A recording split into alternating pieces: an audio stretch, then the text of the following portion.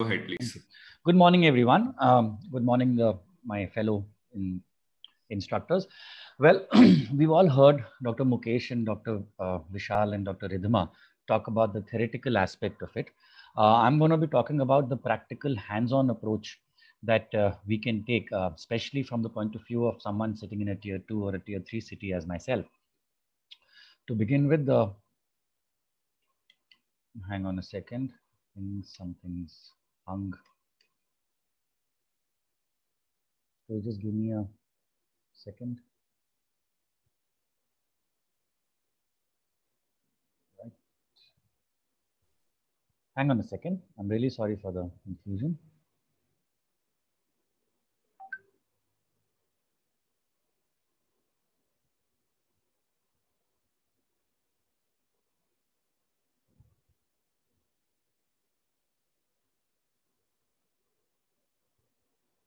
Are we back on? Yes, sir. Okay. Yeah, so I have no financial disclosure. The beginning, I would just like to say that what we've heard is all about the theory of it. And in theory and practice are the same, but in practice, sometimes they are not. But again, theory and practice do go hand in hand for proper learning and getting the optimum outcome. We've just heard Dr. Mukesh and Dr. Vishal talk about what values to use in which machines. I will probably slightly contradict the two of them with a few examples that I have, and we'll take it from there. So initially, we used to all be very, very scared of the mathematical formulas and different techniques that we had to use to calculate the IOL formulas. But now, like already mentioned, we have the online calculators. The one that I generally use is the ASCRS calculator. Again, how to get into it, everyone has already enumerated. I'll just go into a little bit of detail. This is the calculator for post-myopic LASIK and PRK, which has places to enter the patient data, the pre-LASIK PRK data if we have any, the topographical data, and the biometry data. All this has already been discussed, so I'm going to move ahead and I'm going to try and go directly to the case reports. So this was a very interesting case where one patient had shown me in two different centers I used to visit. The 39-year-old male and who had got a LASIK done about 10 years prior to presentation. He had NS3 to NS4 in one eye and early lens changes in the other eye.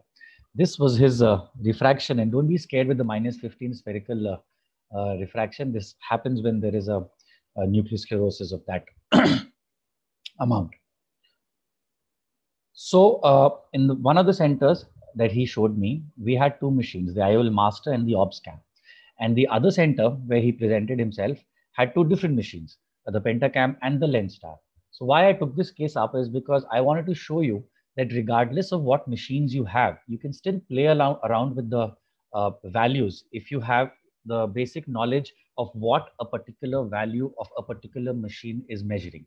The key in all of these measurements is to try and figure out the corneal power at the centermost part of the cornea, right? Bang in the middle.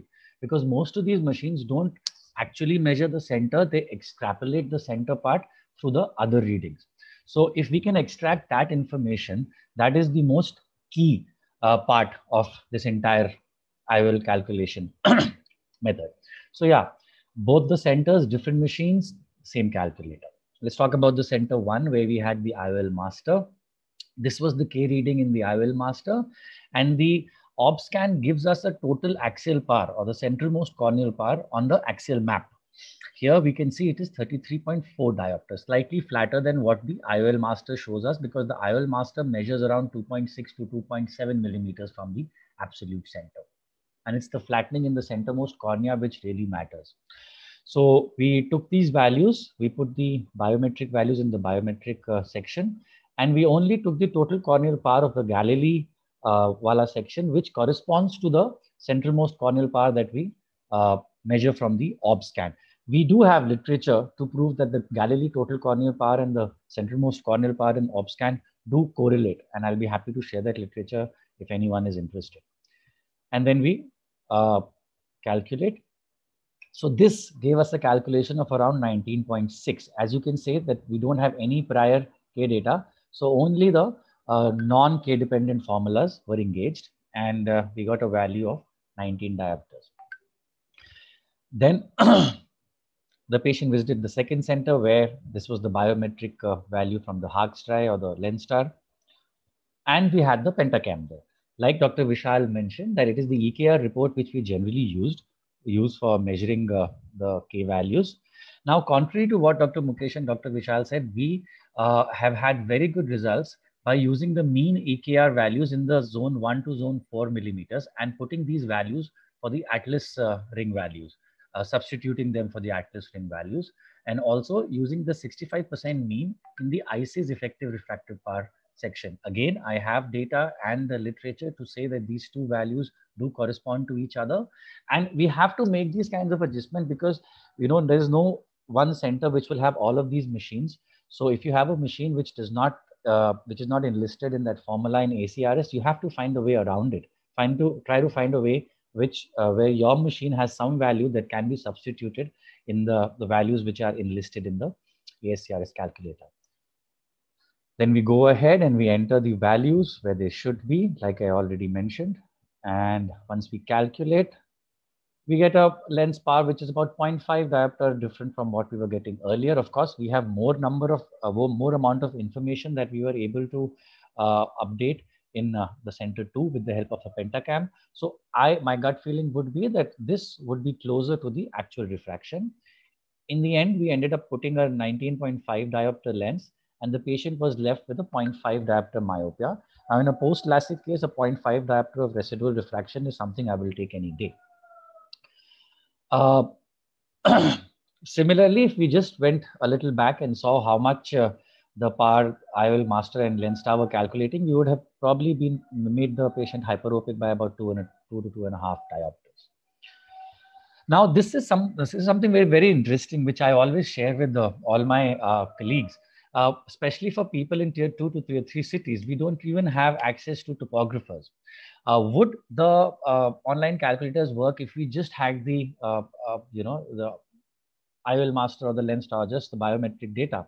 And I went back and I put in the values for the same patient using just the biometric data with the ACRS calculator. And to my surprise, it wasn't off by that far, both with the IOL master and the Lenstar, which made me realize that people who have had flattening, which is not very high, supposing the post-LASIK flattening is around 35, 36 and above diopters, then even when you just enter the normal biometric data, and in extreme cases where the patient is understanding and you're relatively confident, you don't have access to topography, it is not a bad idea to try just the IOL master data or the Lenstar data on the calculator, although I do not advise that you use it as a first choice. But in places where you don't have access, what are you going to do?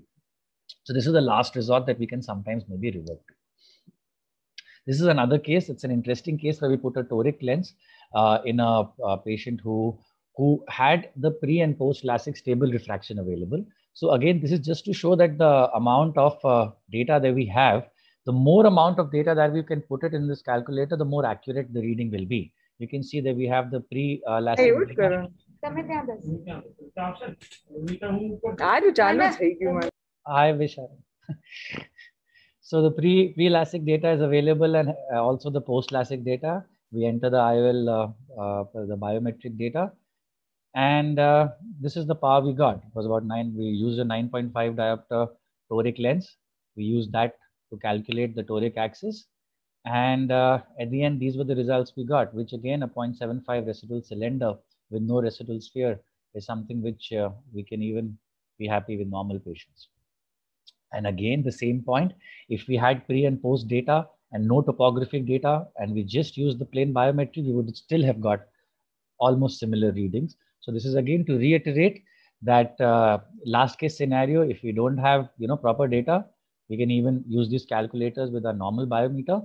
What I would like to point out is that the K values here, again, you see that the flattening is not too much. If the flattening post LASIK was in the range of 32, 33, 34, 35, then this probably might not work, because what these formula actually do, they subtract the present K value from a normative K value that they have calculated from their database. So in a sense, it works like a historical K value wala formula, but that is done at the back end. So that is why they call it K independent formulas, but in fact, they are actually engaging K values which are derived from the normative data. And hence, if the flattening is too much, then the deviation from the normative is too much. And then only IOL master or only biometric data being used in these cases might not work. So here it has worked because the flattening is less. I hope I made that point clear. And so the key takeaway would be, regardless of the method employed for biometry, the ASCRS calculator always gives a more precise and more acceptable reading in results for post-refractive surgery calculation. I hope I've made myself clear. I'll be happy to take any questions. These are my references. Thank you. Thank